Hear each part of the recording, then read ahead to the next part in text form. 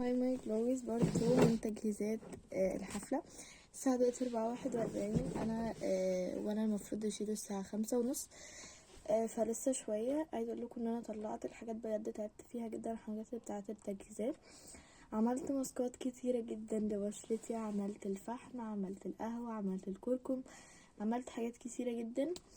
حبيت بس اجي اقولكم ان انا هستخدم في الشاور وانا داخله، استخدم الشامبو بتاعي اللي هو الكوري ده عادي، والغسول اللي هو بالساليسيليك اسيد برضو عادي، والغسول التاني برضو. وهستخدم السكرابات بقى اللي استخدمتها على وشي هستخدمها على جسمي وبس. وهستخدم لما اطلع بقى اللي هو البادي باتر ده، والتاني التشيز كيك اللي انتوا عارفينه. انا كنت موريهولكم فيديو قبل كده، هوريهولكم تاني برضو اهو. جماعه انا وريتلكم امبارح، هو بجد لما بتستمروا عليه اسبوع بيبقى ده درجه بشرتكم يعني. استنى، انا تقريبا وريتكم الفرق امبارح، بس هوريكم تاني وتالت ورابع. انا عايزه اقولكم ان انا حرفيا هبقى حته تشيز كيك بعد ما اطلع من الشاور، لان انا كمان هاخد شاور. شايفين بقى؟ هاخد شاور بشاور جل بالتشيز كيك. انا عايزه اقولكم ان انا بفرش منه كل يوم، ولحد دلوقتي مش باين عليه ان هو حد اخد منه اصلا. فانا مش فاهمه ايه سر ان هو ثابت ولا بتهز.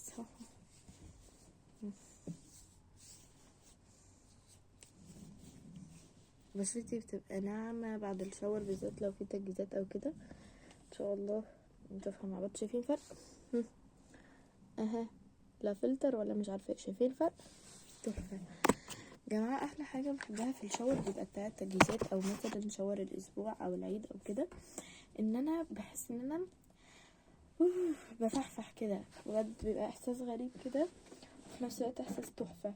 النهارده هعمل دبل كلينزنج بحاجتين شبه بعض عادي. هعمل بالشاور جل اللي بالتشيز كيك، هو تحت مش هعرف اطلعه، وهعمل بصابونة دوف لان انا بحب اعمل دبل كلينزنج بحاجتين. لا شكلي غريب بالبتاع دي، بس انتوا هتستحملوا صح؟ بس كده حبيت بس ان انا والله افتكرت ان انا وانا بعمل كده في حاجه وقعت في صوت خرفشه، بس هتلاقي ايه ان الجيران. المهم تعالوا نجهز مع بعض. الشنطه اللي هاخدها معايا بكره انا اصلا مجهزاها في دماغي، بس ايه عايزه اجهزها معاكم.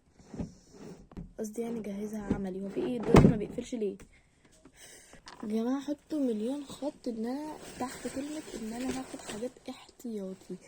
في فساتين، انا ما لقيتش الفستان الازرق اللي كان نفسي فيه، تقريبا سايباه في البلد او في الشقه التانية مش عارفه. المهم يعني هجهز معاكم الشنطه اللي هاخدها معايا، وهقول لكم انا هاخد ايه بالظبط، لان بكره طبعا في حاجات كتير قوي هبقى محتاجاها ان هي تبقى معايا. فطبعا هاخد حاجات كتير قوي احتياطي، فساتين احتياطي، حاجات كتير احتياطي عشان تحت الاحتياط. بصوا هنبدا بالاول الحاجات الاحتياطي. في كذا بنت النهارده قالت ان هي مش هتشترك، وان هي لو ما جاتش بكره ومش عارفه ايه. فانا قلت خلاص هجيب معايا انا الفستان ده الطويل ده، عشان هو ينفع لحاجات كتير. وكمان الميس قالت ان هو في كذا حد يعني ايه ممكن ما يجيش او كده، فخلينا تحت يعني مش مجمعه، فخلينا واخدين احتياطات. يعني كل واحد يجيب حاجه عشان احتياطي، عشان لو في نفس الدور او في نفس العرض في حد ما جاش في نفس العرض، يبقى تلحقي تغيري بسرعه، تبقى حاجه سريعه. هاخد ده فستان كده طويل. اكيد مش لو العرض مشي زي ما احنا متفقين عليه اكيد مش هلبسه. ماشي. بدل الفستان الازرق بقى انا محتاره، قولولي انتوا. طبعا لازم البس فستان منفوش ساعتها، فمحتاره البس ده. هو مفتوح كده من قدام كده، في الحته دي كده ونازل تحت، وفي دي تمام كده، ووسطه ضيق. انا بقى عايزه البسه، بس هاخده معايا. طبعا هو لحد دلوقتي هو الاكتر حاجه تتلبس، بس طبعا هاخد معايا حاجات احتياطي. عايزه البسه في ايه؟ في رمضان ده، لان المفروض نلبس فيه فستان، فعايزه البسه فيه. بالنسبه بقى للقفطانات، فانا خدت قفطان مريح وسهل ان انا اتحرك بيه. ما اخدتش كفتان مقفول عليا، ما اخدتش كفتان تقيل خالص. اخدت يا جماعه كفتان تحفه، جبته يا جماعه بجد، هو غير اي كفتان تاني. انا مش هوريهولكوا، انا هسيبهولكوا مفاجاه رمضان، مش عايزه احرق لكم المفاجاه و يعني تشوفوه قبل ما ما اجربه في رمضان. اهو هدخله زي ما هو كده في الشنطه. لو الشنطه دي ما كفتش هناخد الكبيره عادي. انا جبت سليبر، لازم تدخل فرفشه اهو. جبت سليبر عشان لو هنحتاج سليبر، فاكيد هاخد معايا، لسه ما اتلبسش بس هاخده. ريحه السليبرز الجديده دي غريبه. المهم عشان لو في عرض او كده زي مثلا بتاع هناخد القشره دي برقلي او كده محتاج سكسي، انا محتاره اخده ولا لا، يعني متردده فيه جدا. فطبعا انا هسيبه على جنب، يعني هسيبه كده مثلا او على جنب، مش هحطه في الشنطه، بقى مكان في الاخر هاخده، بقى ما تبقاش مكان خلاص. اهو جيت تاني. المهم هاخد البندانه دي احتياطي طبعا. انا اصلا مش هلبس بندانه، بس عشان لو قالوا اربطوا الطرحه في اي وقت نربطها، لان هي اصلا معظم الحاجات تبقى شعري فيها مفروض تبقى من غير طرحه، بس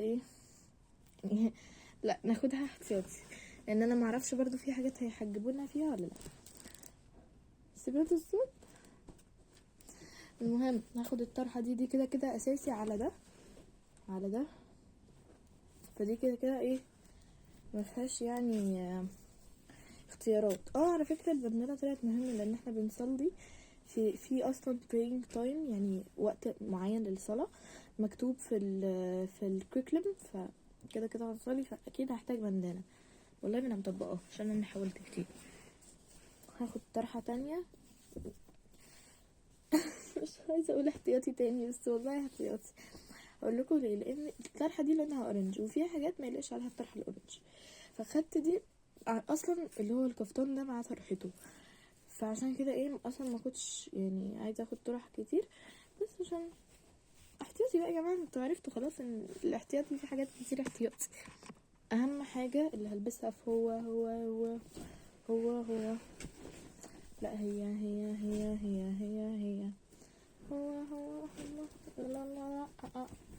هو فين ظهره من قفاه يا جماعه؟ انا خدت بالي ان انا قلت ظهره من قفاه، انتوا متخيلين؟ اهو هو اصلا قصير، يعني هو مش كفتان قوي، هو زي عبايه كده، وعبايه كبيره قوي من هنا كده وتقريبا لحد هنا كده او هنا، فاهمين؟ بس واسعه بقى فبتنزل كده. طبعا دي عشان البسها واربط عليها البتاعه دي فتبقى شكلها غريب بس هتبقى حلوه، عشان لما اربط القمطه دي فهو تبقى حلوه، لان انا دوري اصلا لازم اقمط قمطه فوق. ماشي. ربطت كويس.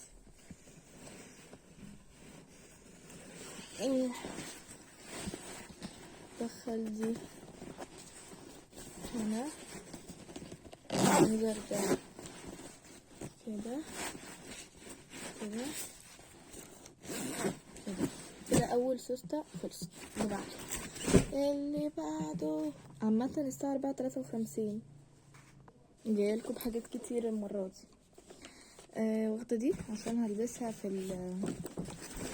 في حاجة بتخبط والله، عشان هلبسها في هو مش هقولكوا دوري انهي واحدة، عشان انتوا اكيد عرفتوا بالبتاع الشخللة دي هعمل شخللة كده يعني.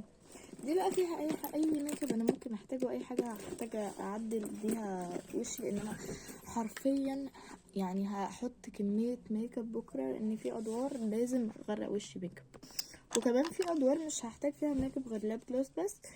واخده الشنطه اللي ممكن اي حاجه احتاجها الاقيها. وهاخد البانس دي لان انا احتاجها جدا، دي اكتر حاجه احتاجها، بس انا بعملها بس بدخلها كده عشان اخدها كلها. ودي قمطة تانية عشان لو القمطة الاولى ما نفعتش، هي منشي هي المفروض مش قمطة، بس هي لو انا في ربطة معينة اتعلمتها لو عملتها هتبقى القمطة اللي الميس قصدها عليها. تمام. ايه ده بقى؟ ايه ده؟ الجري بعد اذنكم يا جيران او فوق ايا يكن بطلوا، عايزه اسهو، بطلوا شويه واول ما يشتغل هنوقف. توكه كده كده هروح بيها، بس هتحطها دلوقتي، والنضاره كده كده هروح بيها، مش هحطها دلوقتي، هي كده كده هتفضل على المكتب. الاتنين سيرمز دول، واحد تقيل واحد خفيف لشعري، وده اهم حاجه يروح قبلي. ده هيرمس جماعه، بجد الروايح هناك بيبقى الناس بتاكل، خصوصا ان احنا كمان بكره هنطلب اوردر من بره للمدرسه يوصل، يعني مستأذنين ميس، ده يوم فان داي، ميس نورة طبعا مستأذنينها اللي هي المديره. المهم يعني فروايح تبقى فظيعه، فانا شعري هيتبهدل، فاكيد مش هروح من غير حاجه زي دي. لا ده ملوش لازمه، مش هاخده. انا بطلع معاكم على فكره. ده جراب من النضاره، اكيد 100% هاخده. احطه هنا كده عشان ايه بكره ما نسيبوش. والفرشه اللي شعرك بيرتاح فيها عادي، انا هاخد الفرشه دي لان شعري بيرتاح في النوع ده عامه. وايه تاني، انا اظن كده مفيش يعني مفيش حاجات تانية اخدها معايا اظن. خلاص كده هاخد بس التوك الصغننه دي، بس مش من النوع ده عشان مش بحبه، وخلاص على كده. قصدي خلاص من الشنطه دي، يعني خلاص نطلع من الشنطه دي، هشوف شنطه تانية اطلع منها، لسه حاجات كتير قوي. انا اخدت برفيوم بس صغير بتاع شانل، فهاخد ده كمان. بس كده كل ما افتكر حاجه اكيد هحطها. بس اكيد هحط الشرابات بس بكره بقى، لان هغير الشراب كذا مره. طبعا هاخد الشبشب عشان في، لا مش هاخد الشبشب، خلينا بالكوتشي خلاص. ايه تاني كده فاضل البسبوسه او القطايف. الميس قالت لي اللي تلاقيها دي، لان في الدور بتاعي انا همسك البسبوسه او القطايف يعني، فمحتاجه بسبوسه او قطايف. ايه تاني، خلاص كده اظن. ولو افتكرت حاجه تانية اجهزها معاكم.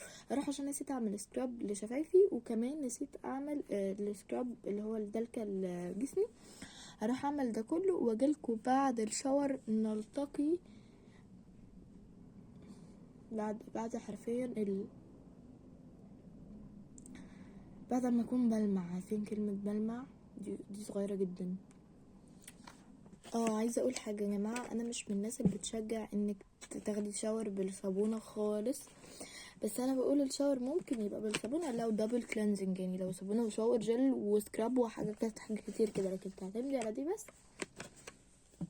يا جماعه بجد والله بجد انا حاسه ان بشرتي فتحت، يعني مش حاطه فلتر، فعلا حاسه ان بشرتي فتحت، فعلا حاسه ان فرق فيها يعني. قولولي برضو انتوا شايفين اكتر. فعلا والله فتحت. هروح اعمل سكراب لشفايفي يا جماعه. السكراب ده طلع يعني مش بيتمسح، هو بيتحط كده، دي حاجه غريبه، وكمان حجمه صغير قوي. السكرابات الباقيه كنت جايباها من دبي قد كده. حاسه اني مش عايزه اتكلم، حاسه ان هو مش فرق، يعني حتى ايدي اتبهدلت. لا هو فرق جدا على فكره. كده بعد ما اتغسل انا عايزاكم ترجعوا قبل شويه وتشوفوا شكلي ودلوقتي شكلي عامل ازاي. مفيش اي، وكمان ايدي هتبقى زي بشرتي كده لما ادخل اعمل سكراب. تحفه تحفه تحفه يا جماعه.